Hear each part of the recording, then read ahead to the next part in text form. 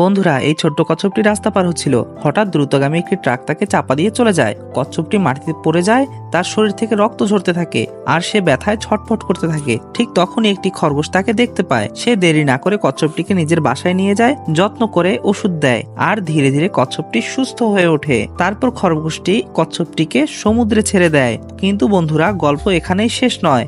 মাত্র দুদিন পরেই ভয়ঙ্কর একটি ঝড় এলো, মুষলধারে বৃষ্টি নামলো আর চারদিকে বন্যা বয়ে গেল। খরগোশটি ভেসে যাচ্ছিল, তার জীবন বিপদের মুখে ছিল। ঠিক তখনই বিশাল একটি কচ্ছপ এসে খরগোশটিকে নিজের পিঠে তুলে নিল। আর বন্ধুরা, জানো কে ছিল সেই কচ্ছপ? হ্যাঁ, এটাই ছিল সেই ছোট্ট কচ্ছপের বাবা, যে তার সন্তানের জীবন বাঁচানোর জন্য এবার খরগোশটিকে সাহায্য করলো। বন্ধুরা, এই গল্পটি আমাদের শেখায় যে উপকারের প্রতিদান একদিন না একদিন অবশ্যই ফিরে আসে। আর যদি তোমরা চাও যে খরগোশটা নিরাপদে থাকুক, তাহলে এখনই সাবস্ক্রাইব করে আমাদের পাশেই থাকো।